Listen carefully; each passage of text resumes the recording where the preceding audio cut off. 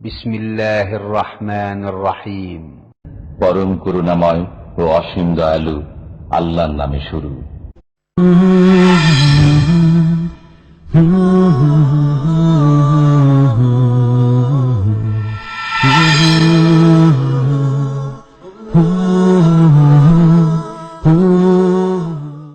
ومن أحسن قولا ممن دعا إلى الله وعمل صالحا وقال إنني من المسلمين.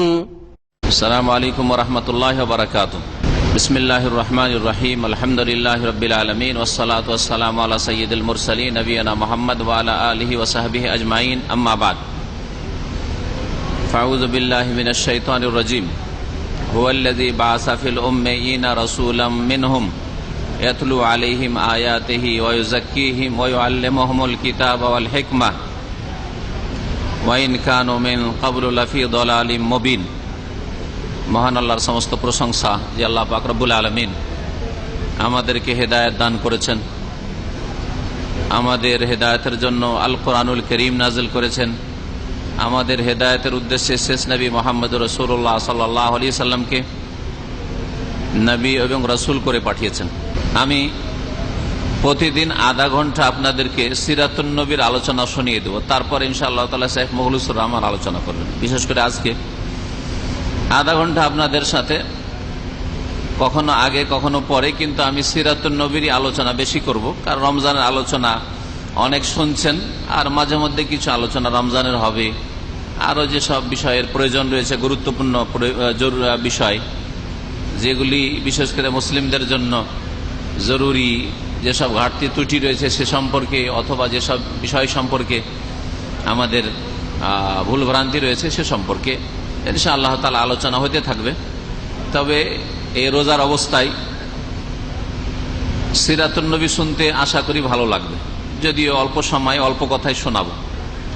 আজকে থেকে 17 বছর আগে যখন আমরা প্রথম ইফতার ক্যাম্প শুরু করি 1420 হিজরিতে, এখন 1436, তার মানে 17তম, এটা হচ্ছে 17তম ইফতার ক্যাম্প। তো অনেক ভাইরাই থাকতে পারেন যারা পুরানো, প্রথম 4 বছর ইফতার ক্যাম্প ওখানে হইতো, কিন্তু যে জামে মসজিদের বড় যে জামে মসজিদ ছিল ওর পাশে যেখানে বড় একটা বিল্ডিং হয়েছে আল মজেল বিল্ডিং, সেই জায়গাটি খোলা মাঠ ছিল, ওখানে হইতো। তো ওখানে আমি প্রথম দিকে 3-4 বছর সিরাতুন নবীর আলোচনা করেছি। মাঝে মধ্যে প্রথম দিকে শুধু রোজা রমজানের কিছু আলোচনা, জাকাতের আলোচনা, নামাজ, তাওহীদ একদিন একদিন করে আলোচনা করে দিয়ে বাকি গোটা রমজানটা সিরাতুন নবীর আলোচনা করেছি।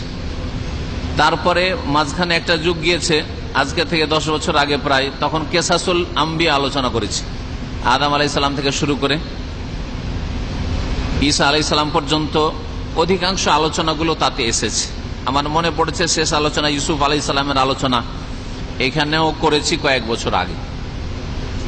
যাই হোক, তার হয়তো অনেক কিছু রেকর্ড হয়নি, আর অনেক নতুন ভাইয়েরও আসছেন। আমাদের বিশেষ উদ্দেশ্য হচ্ছে এখানে যেসব ভাইয়েরা হাজির হচ্ছেন তাদের কিছু উপকৃত করা, তাদের কিছু লাভ হোক। আর সিরাতুন নবী, নবী সাল্লাল্লাহু আলাইহি সাল্লামের জীবনী জানাও ফরজ, নবী করিম সাল্লাল্লাহু আলাইহি সাল্লামের জিন্দেগি সম্পর্কে জানাও ফরজ একজন মুসলিমের জন্য। মনে রাখবেন 3টি জিনিস জানা ফরজ, 3টি জিনিস জানা ফরজ। এই 3টি ইসলামের মূলনীতি, উসুল, বুনিয়াদী বিষয়, বেসিক বিষয় মনে রাখবেন।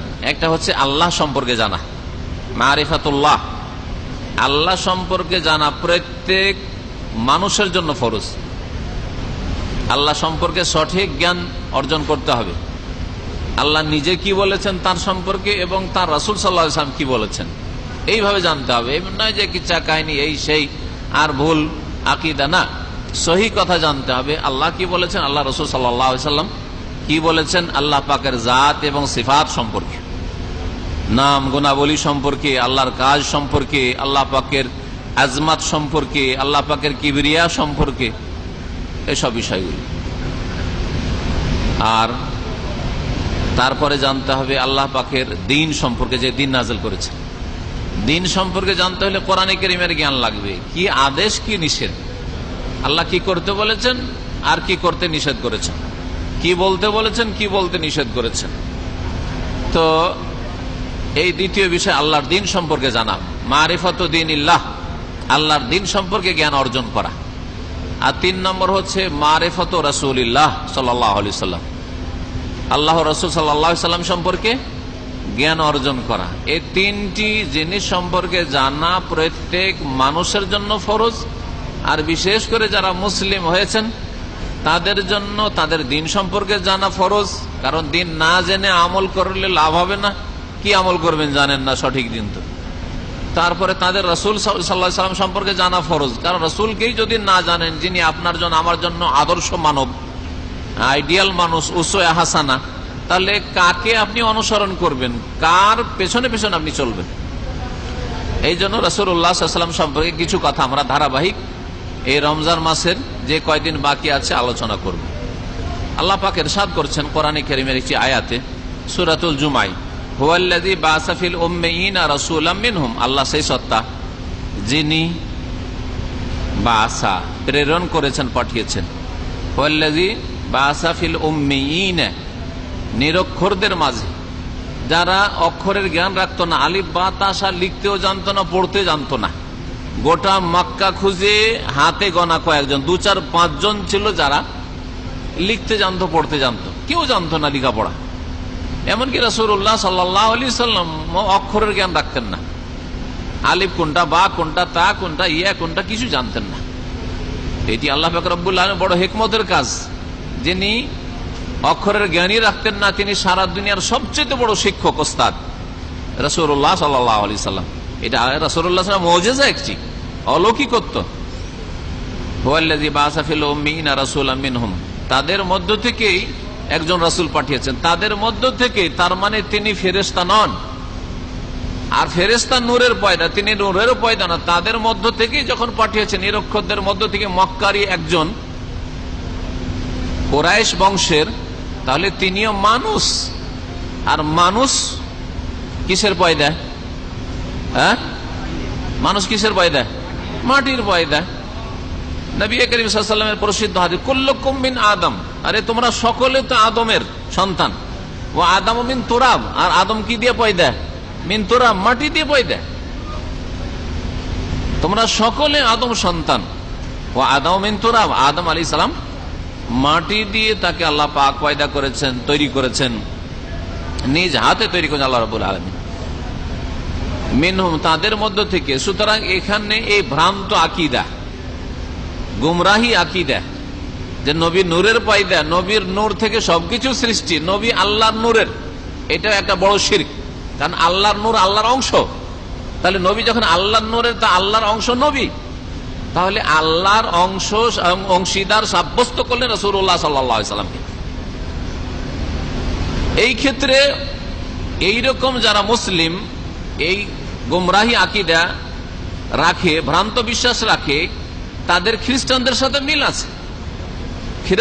খ্রিস্টানরা কি বলে?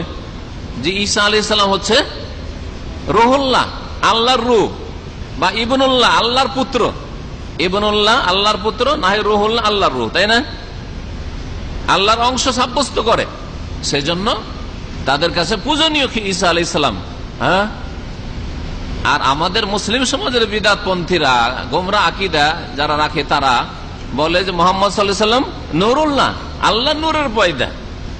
তো অংশ করে দিল না? খ্রিস্টান বলছে ইবনুল্লাহ, রুহুল্লাহ, আর এরা বলছে হ্যাঁ, কি বলছে? নূরুল্লাহ, আল্লাহর নূর। তাহলে একই রকমের শিরক কবিরা করলো। খ্রিস্টান যদি বলে ইবনুল্লাহ, আল্লাহর পুত্র, আল্লাহর অংশ বলে, তাহলে কাফের মুশরিক হয়ে যায়। আর মুসলিম হ্যাঁ যদি বলে আল্লাহর নূর, আল্লাহর অংশ সাব্যস্ত করে, তখন আর মুশরিক হয় না। কেমন অবিচার! এই ভ্রান্ত আকীদা যদি কোনো ভাইয়ের থাকে তো বাদ দেন। আর যদি আপনাদের ভাই বেরাদর, আত্মীয় স্বজনদের এইরকম শিরকি আকীদা থাকে, তাহলে তাদেরকে হেদায়েতের দিকে নিয়ে আসেন, না হলে শিরকের অবস্থায় মারা যেতে হবে। রাসূলাম মিনহুম ইয়াতলু আলাইহিম আয়াতে, নবীকে আল্লাহ কেন পাঠালেন? আল্লাহ পাক নিজেই তার গরজ, উদ্দেশ্য, টার্গেট, লক্ষ্য উদ্দেশ্য সম্পর্কে বলছেন। কি জন্য আমি নবী পাঠালাম? ইয়াতুলু আলাইহিম আয়াতিহি, যাতে করে এই নবী মুহাম্মদ সাল্লাল্লাহু আলাইহি ওয়াসাল্লাম তাদের সামনে আল্লাহর আয়াতগুলি পড়ে পড়ে শোনান।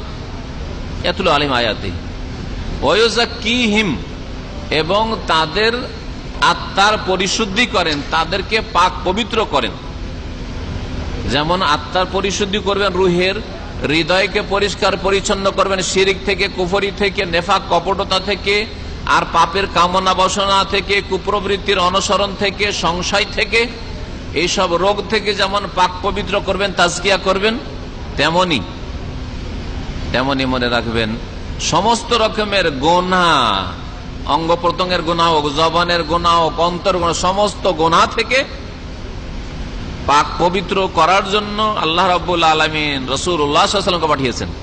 রাসূলুল্লাহ সাল্লাল্লাহু আলাইহি ওয়াসাল্লামের যদি হেদায়েত না নেন, তার যদি দিক নির্দেশনা না নেন, তার শিক্ষা দীক্ষা যদি না নেন, তাহলে কখনো আপনি কেন, আমি কেন, যে কোনো ব্যক্তি, এমন কোন সাহাবী যিনি সাহাবী হয়েছেন, তিনিও যদি রাসূলুল্লাহ সাল্লাল্লাহু আলাইহি ওয়াসাল্লামের শিক্ষা না নিতেন, তাহলে কখনো গুনাহ মুক্ত হতে পারতেন না, পাপ মুক্ত হতে পারতেন না, শিরক মুক্ত হতে পারতেন না, আর গুমরাহি মুক্ত হতে পারতেন না।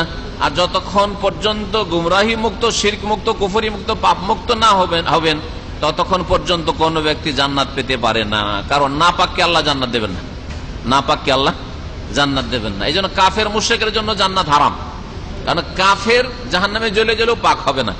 ইমাম ইবনুল কাইয়িম রাহমাতুল্লাহ বলেন কাফের জাহান্নামে জ্বলে জ্বলেও পাক হবে না, যার ফলে ওকে কোনোদিন জান্নাতে দেওয়া যাবে না। কাফের মুশরিক, বড় শিরক করে যারা মারা গেছে। পক্ষান্তরে মুসলিম গুনাহগার যদি তার তাওহীদ ঠিক থাকে আর 5 ওয়াক্ত নামাজ ঠিক রাখে, তাহলে ইসলাম ঠিক আছে। তারপরে যদি কিছু ঘাটতি থাকে, কিছু গুনাহ থাকে, কাবিরা গুনাহ থাকে, তো জাহান্নামে জ্বলে, কবর আযাব, তারপরে জাহান্নামে জ্বলে জ্বলে এই নাপাকি দূর হবে। যেমন মরিচা লাগা লোহা বা ময়লা আবর্জনা লেগে আছে স্বর্ণ, সেই স্বর্ণকে জ্বালিয়ে গলিয়ে আর তারপরে তাকে খাঁটি করা হয়, খাদমুক্ত করা হয়। ঠিক তেমনি গুনাহগার যারা মুসলিম কিন্তু বড় শিরক করে মারা যায়নি, ইসলাম ভঙ্গ করে মারা যায়নি, এইরকম মুসলিমরা কবরের আযাব পেয়ে, জাহান্নামের আযাব শাস্তি পেয়ে, তাদের যে নাপাকি ছিল, গুনার নাপাকি, পাপের যে অপবিত্রতা ছিল, সেগুলো থেকে পবিত্র হয়ে একদিন না একদিন জান্নাতে যাবে। এই হচ্ছে কাফের আর মুসলিমের পার্থক্য। কিন্তু মুসলিম হইতে হবে, নামধারী মুসলিম হইলে হবে না।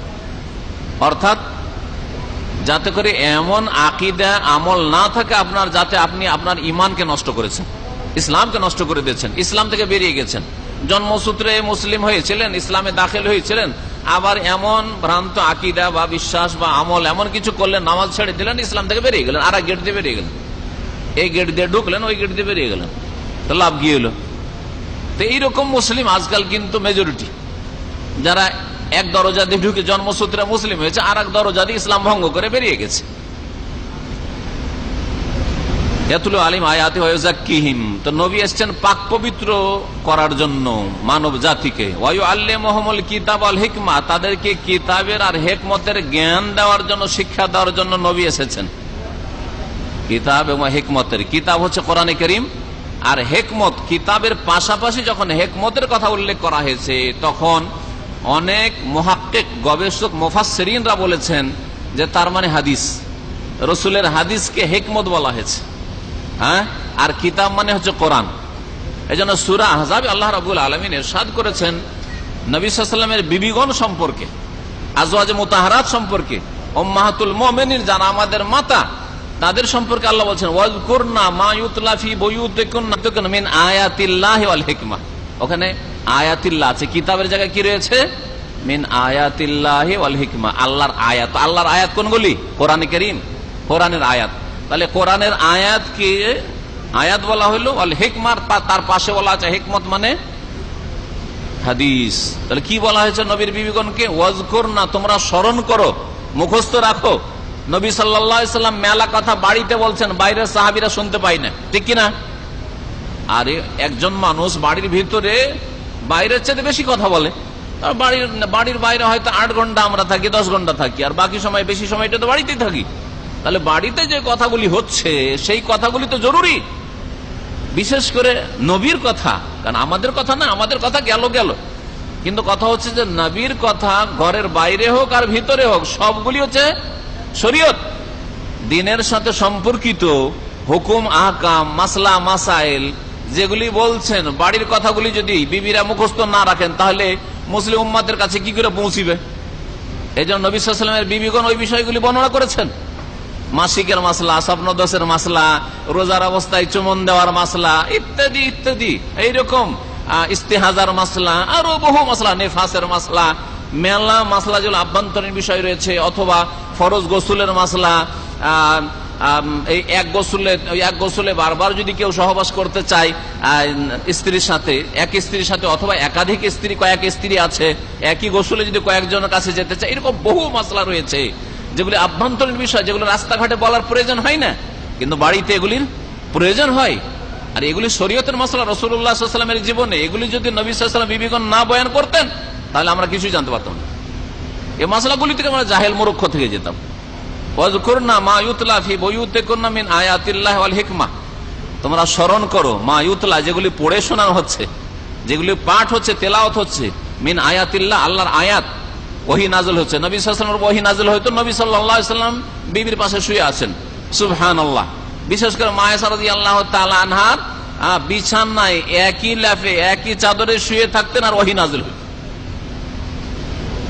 কখনো নবী করিম সাল্লাল্লাহু আলাইহি ওয়াসাল্লাম বিবিদের রানে মাথা দিয়ে হেলান দিয়ে শুয়ে আছেন, ওই অবস্থায় ওহী নাযিল হচ্ছে, বাড়িতে ওহী নাযিল হচ্ছে। তো এই ওহীগুলির বাইরে কি করে খবর হবে যদি বিবিরা না মনে রাখবেন? আল্লাহ পাক বিশেষভাবে তাগিদ করেছেন নবীর বিবিগণকে, ওয়াজকুরনা মা ইউতলা ফি বুয়ুতিকুন্না মিন আয়াতিল্লাহি, আল্লাহর আয়াত, ওয়াল হিকমাহ, এবং যে হিকমতের কথাগুলি হচ্ছে অর্থাৎ হাদিসের কথা হচ্ছে, কোরআনী আয়াত নয়, কিন্তু সেগুলি রাসূলুল্লাহ সাল্লাল্লাহু আলাইহি ওয়াসাল্লামের বাণী, বচন, বাচনিক হাদিস, অথবা রাসূলুল্লাহ সাল্লাল্লাহু আলাইহি ওয়াসাল্লামের আমল।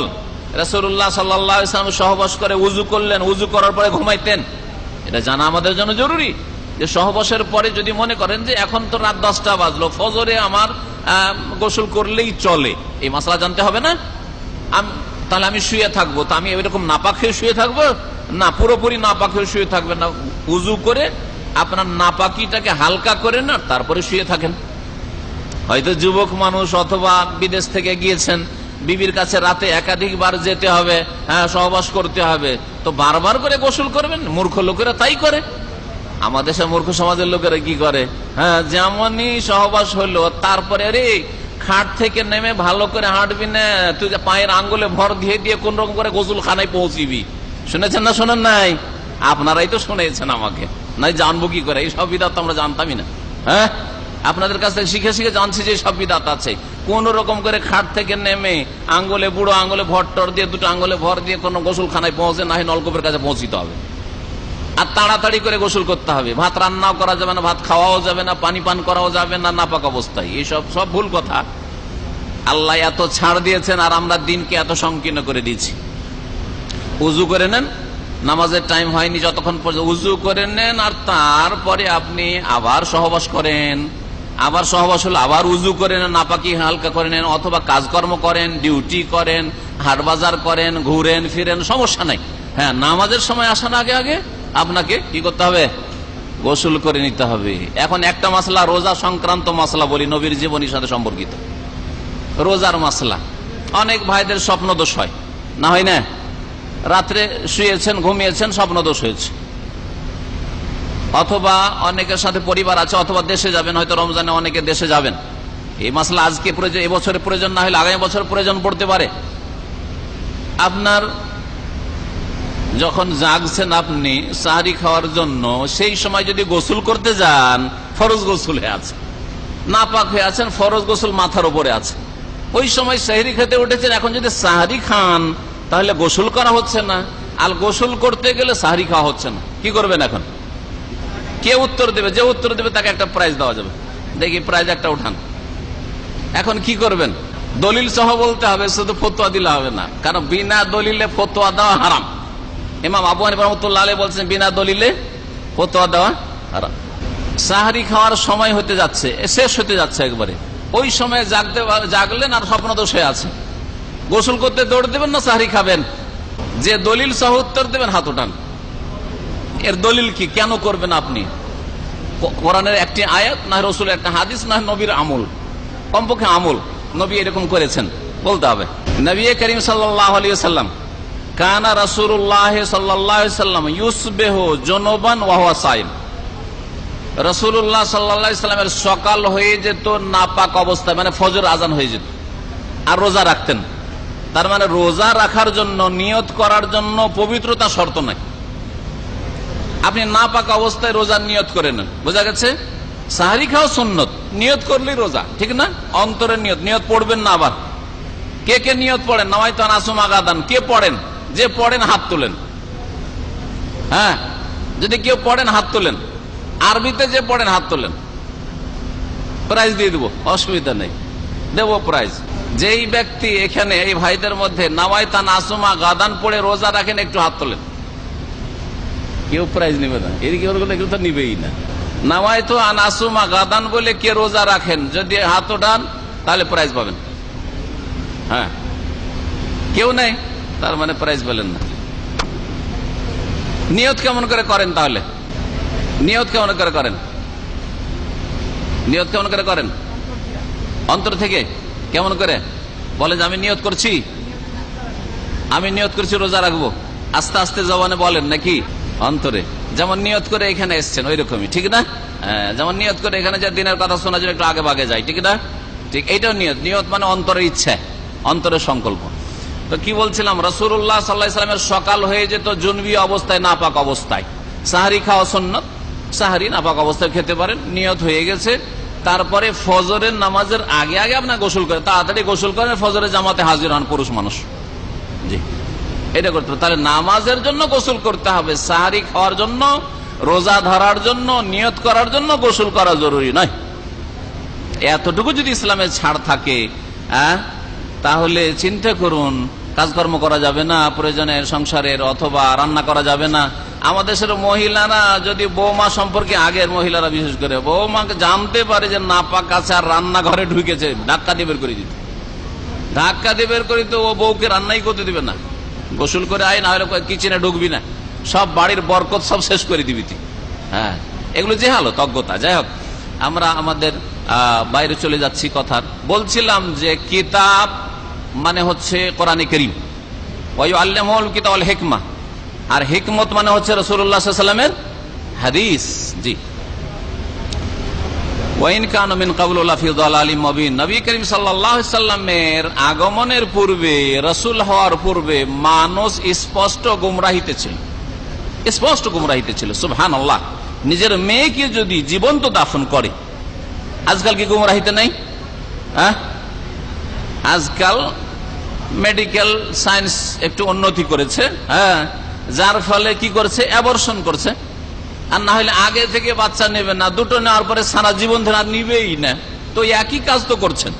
মক্কার কাফেরদের জামানায় যদি এইরকম মায়া বড়ি থাকতো, হ্যাঁ, আর এইরকম বছর দু বছরের জন্য ইনজেকশনের ব্যবস্থা থাকতো, যে সব কাজ করে, দুটো নেওয়ার পরে আর নেব না, তাহলে কি ওরা জীবন্ত দাফন করতে যেত? হ্যাঁ, তাহলে ওই কাজটাই তো করছেন। যারা স্থায়ীভাবে বন্ধ করে দিয়েছেন যে একটা নিয়েছি, দুটো নিয়েছি, তিনটে নিয়েছি, আর নেব না, একটা ছেলে হয়ে গেছে, একটা মেয়ে হয়ে গেছে, বাস শেষ হয়ে গেছে, আর নেব না, তাদেরকে বলছি যে ওই মক্কার কাফের মুশরিকদের মতোই দলালি মুবিন, স্পষ্ট গুমরাহির কাজ করছেন। ভালো করে মনে রাখেন, আল্লাহ দুনিয়াতে পাঠাতে চান রিজিক সহ। নাহনু নারযুকুকুম ওয়া ইয়্যাহুম, তোমাদেরকেও রিজিক দিচ্ছি, তোমাদের ওই মাসুম নিষ্পাপ শিশুদেরকেও রিজিক দিচ্ছি। আর আপনি বলছেন না, আমি আমার ঘরে আসতে দেব না। এটি স্পষ্ট গুমরাহি, ভালো করে। আর যারা পেটে বাচ্চা ধরে যাওয়ার পরে আবার অ্যাবর্শন করে নষ্ট করছে, তারা তো পুরোপুরি খুন করছে, এতে কোনো সন্দেহ নেই, পুরোপুরি খুন করছে, এতে কোনো সন্দেহ নেই। আল্লাহ পাক যেন মুসলিমদেরকে হেদায়েত দান করেন। আর প্রাইভেট যেগুলি আজকাল ক্লিনিক রয়েছে, সেগুলিতে এই হারাম ব্যবসা আর হারাম রোজগার চলছে, আল্লাহ পাক এদেরকেও হেদায়েত দান করেন। বলছিলাম রাসূলুল্লাহ সাল্লাল্লাহু আলাইহি ওয়াসাল্লামের জীবনী সম্পর্কে এই আয়াত দিয়ে শুরু করলাম। রাসূলুল্লাহ সাল্লাল্লাহু আলাইহি ওয়াসাল্লাম আকরামু খালকিল্লাহ, সমস্ত সৃষ্টি সেরা, ও আফজালুর রাসূল, আর সবচেয়ে শ্রেষ্ঠ উত্তম রাসূল। আল্লাহ রাব্বুল আলামিনের শ্রেষ্ঠ রাসূল 5 জন। কে 5 জনের নাম বলতে পারেন? পাঁচজন সবচেয়ে শ্রেষ্ঠ রসুল, ফাসবির কামা সাবারা উলুল আজমে মিনার রসুল। আর এই পাঁচজন রসুলের কথা কোরআনে কারীমের দুটি আয়াতে একসাথে বয়ান করা হয়েছে, দুই জায়গায়। আর এই পাঁচজনের মধ্যে আবার দুইজন আল্লাহ রাব্বুল আলামিনের খলিল, অন্তরঙ্গ বন্ধু রসুল, দুই খলিল। এই দুইজনের নাম কে বলতে পারেন? ইব্রাহিম আলাইহিস সালাম আর মুহাম্মদ সাল্লাল্লাহু আলাইহি ওয়াসাল্লাম। মাশাআল্লাহ। এখন আমরা দুই খলিলের শেষ খলিল মুহাম্মদ রাসূলুল্লাহ সাল্লাল্লাহু আলাইহি ওয়াসাল্লাম সম্পর্কে আলোচনা করব। এই দুই খলিলের কথাই দরুদে রয়েছে। দরুদ ইব্রাহিম, আল্লাহুম্মা সাল্লি আলা মুহাম্মদ ওয়া আলা আলি মুহাম্মদ কামা সাল্লাইতা আলা ইব্রাহিমা ওয়া আলা আলি ইব্রাহিম ইন্নাকা হামিদুম মাজিদ। দেখেছেন, যেমন রহমত যেমন বরকত তুমি দিয়েছো ইব্রাহিমের পরিবারে ইব্রাহিমে, তেমন রহমত বরকত দান করো মুহাম্মদ রাসূলুল্লাহ সাল্লাল্লাহু আলাইহি ওয়াসাল্লাম এবং তার পরিবার পরিজনে। তাহলে এই দুইজন সবচাইতে শ্রেষ্ঠ রাসূল এবং আল্লাহর অন্তরঙ্গ বন্ধু খলিল। আর শেষ নবী খাতামুল আম্বিয়া, শেষ নবী কে? শেষ নবী কে? মুহাম্মদ সাল্লাল্লাহু আলাইহি ওয়াসাল্লাম। সুতরাং সাবধান, বাংলাদেশে কাদিয়ানি নামে একটি গোমরাহ মুরতাদ কাফের দল কাজ করছে, যেই দলটিকে বিশ্বের মুসলিম অনেকগুলি দেশে কাফের বলে, অমুসলিম বলে ঘোষণা করা আছে। বাংলাদেশের জন্য এটা ফরজ যে অমুসলিম বলে তাদেরকে ঘোষণা করবে। তারা বলছে মির্জা গোলাম আহমদ কাদিয়ানি ভারতের পাঞ্জাবের এক মুরতাদ। ইংরেজরা তাকে দাঁড় করেছিল এই ফতোয়া দেওয়ার জন্য যে ইংরেজরা আমাদের মিত্র বন্ধু, সুতরাং ইংরেজদের বিরুদ্ধে জিহাদ করা যাবে না, আর ইংরেজদের থেকে দেশকে স্বাধীন করা যাবে না, ইংরেজরা আমাদের কল্যাণ নিয়ে এসেছে। এই ফতোয়া দেওয়ার জন্য মির্জা গোলাম আহমদ কাদিয়ানি খবিসকে দাঁড় করেছিল। সে বিভিন্ন স্তর পার করার পর নিজেকে নবী রসুল বলে দাবি করেছিল, নবী রসুল বলে দাবি করেছিল। এই কাদিয়ানি ফিরকার কোন লোক, তারা নিজেদের নাম আহমদী বলে, ধোকা খাবেন না।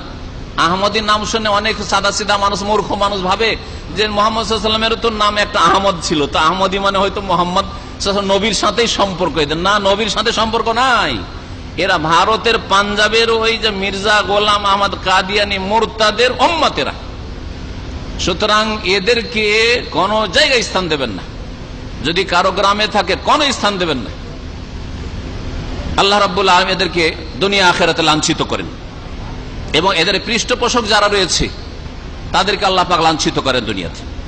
শেষ নবী খাতামুল আম্বিয়া মুহাম্মদুর রাসূলুল্লাহ সাল্লাল্লাহু আলাইহি ওয়াসাল্লাম, মা কানা মুহাম্মাদুন আবা আহাদি মির রিজালিকুম ওয়ালাকিন রাসূলুল্লাহ ওয়া খাতামান নবিয়্যিন। মুহাম্মদ সাল্লাল্লাহু আলাইহি ওয়াসাল্লাম, সূরা আহজাব আল্লাহ বলছেন, মা কানা মুহাম্মাদুন আবা আহাদি মির রিজালিকুম, তোমাদের কোন পুরুষ লোকের পিতা নন। তার মানে নবী সাল্লাল্লাহু আলাইহি ওয়াসাল্লামের ছেলে সন্তান কেউ বেঁচে থাকেনি, বাল্য জীবনে ছোটকালে মারা গিয়েছে। সুতরাং কোন পুরুষের পিতা মুহাম্মদ সাল্লাল্লাহু আলাইহি ওয়াসাল্লাম নন, মেয়েদের পিতা ছিলেন। হ্যাঁ, মেয়েরা বড় হয়েছিল। জাইনাবের পিতা জাইনাব বিনতে মুহাম্মদ, হ্যাঁ, রোকাইয়ার পিতা, উম্মে কুলসুমের পিতা, ফাতেমার পিতা। কিন্তু আমাদের দেশের মানুষরা ওই শিয়াদের মতোই নবীর মেয়েদের নামের কথা আসলে চারটার নাম জানে না, শুধু একটা জানে, শুধু একটা জানে, মা ফাতেমা, মা ফাতেমা। তারপরে এখানে এক মজার কথা, আরে মা ফাতেমা কেন হবে? ফাতেমা কি মা হইল নাকি? নবীর মেয়ে, হ্যাঁ, নবীর মেয়েও মা, নবীর স্ত্রীও মা নাকি?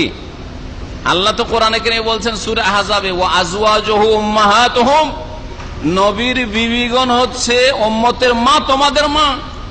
তাহলে ফাতেমার মায়ের নাম কি ছিল? ফাতেমার মায়ের নাম খাদিজা রাদিয়াল্লাহু তাআলা। খাদিজাও মা আমাদের, কোরআনের ভাষায় আল্লাহ কোরআনে বলছেন।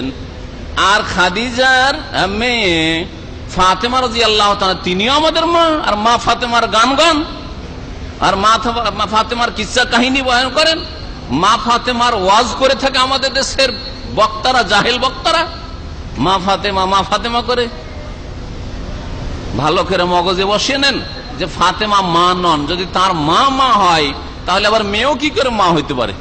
না, অসম্ভব কথা, অসম্ভব কথা এটা। সুতরাং আচ্ছা, তারপরে মা ফাতেমা, শুধু ফাতেমাকে মা বলবেন? জীবনে তো কোনোদিন বাংলাদেশে শোনেননি মা জাইনব, হ্যাঁ, মা উম্মে কুলসুম, হ্যাঁ, মা রোকাইয়া, হ্যাঁ, এই কথা তো কোনদিন শোনেন নাই। কেন শোনেন নাই? ওগুলোও তো নবী সাল্লাল্লাহু আলাইহি ওয়াসাল্লামের মেয়ে। একবার উমরায় যাচ্ছিলাম আর ড্রাইভার ছিল শিয়া। কথা বুঝতে পারছেন? তো প্রতিযোগিতা করা ছিল, আমাদের দিনী ভাইয়েরা ছিল, তাদের একটা কাফেলা নিয়ে গেছিলাম। তো প্রতিযোগিতা কিছু প্রাইজ ছিল আমার কাছে। তো জিজ্ঞেস করলাম যে নবীর কয় মেয়ে? আরবিতে একবার বললাম, কারণ দু একজন আরবি ছিল, মিশরি ছিল, সুডানি ছিল। আর তারপরে বাংলায় বললাম, আর তাদের মেজরিটি ছিল। নবীর কয় মেয়ে ছিল?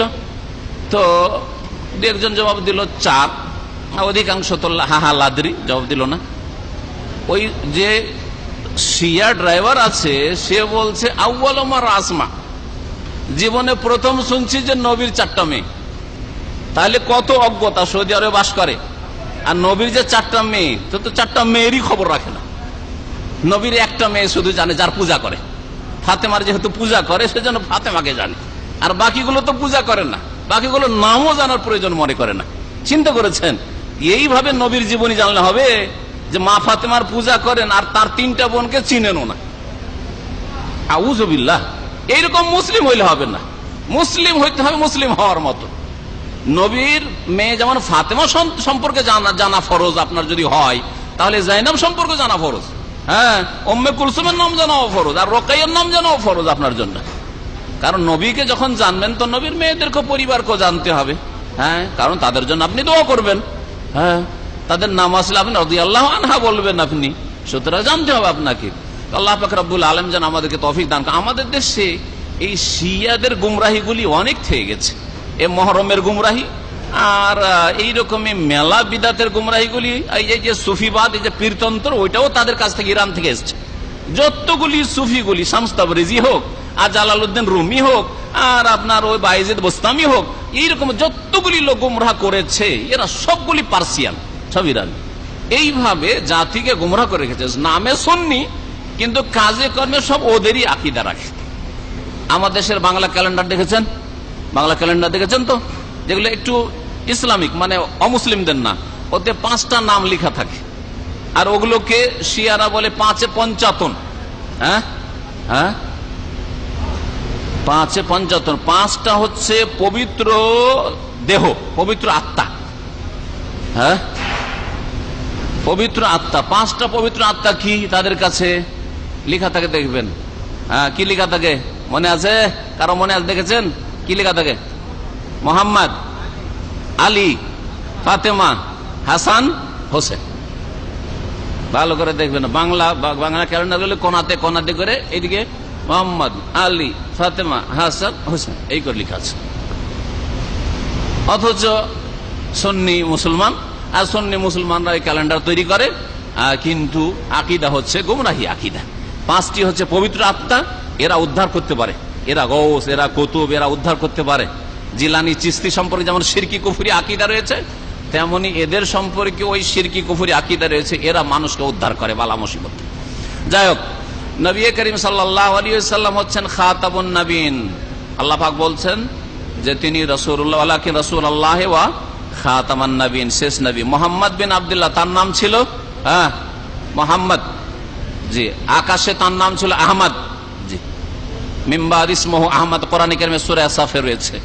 নবী করিম সাল্লাল্লাহু আলাইহি ওয়াসাল্লামের নাম তার দাদা আব্দুল মুত্তালিব মুহাম্মদ রেখেছিলেন। বাবার নাম আব্দুল্লাহ, দাদার নাম আব্দুল মুত্তালিব। এটা হচ্ছে ডাক নাম মুত্তালিব, আব্দুল মুত্তালিবের গোলাম আব্দুল মুত্তালিব।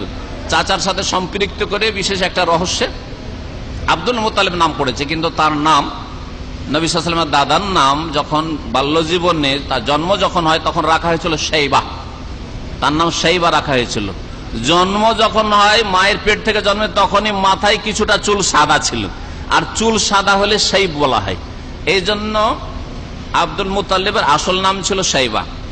আর এই আব্দুল মুত্তালিব বাবার নাম হচ্ছে হাশেম, আর হাশেমের বাবা হচ্ছে আব্দে মনাফ, আব্দে মনাফের বাবা হচ্ছে কোসাই বিন কেলাব বিন মুর্রা বিন কাব বিন লুয়াই বিন গালেব বিন ফেহর বিন মালিক বিন নদর বিন কেনানা বিন খুজাইমা বিন মুদরিকা বিন ইলিয়াস বিন মোদার বিন নাজার বিন মাদ বিন আদনান।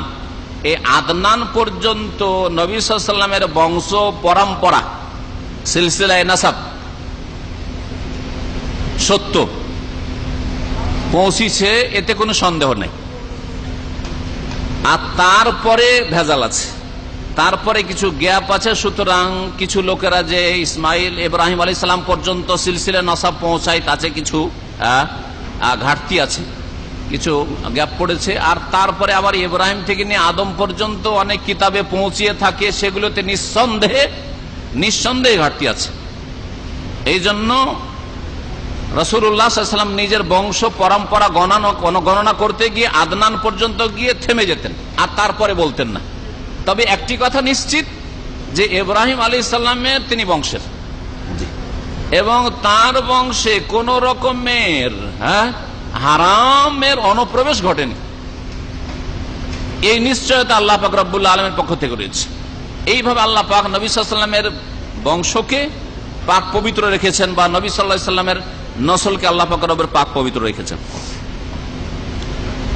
নবী সাল্লাল্লাহু আলাইহি ওয়াসাল্লাম কুরাইশ বংশের। এই কুরাইশ ছিল উপাধি। কার উপাধি ছিল?